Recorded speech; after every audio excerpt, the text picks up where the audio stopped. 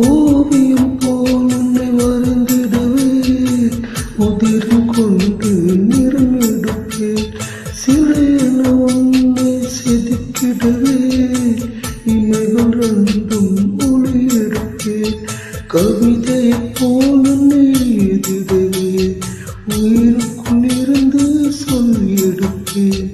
சொல்லு பூங்காற்றே, நீ சொல்லு பூங்காற்றே.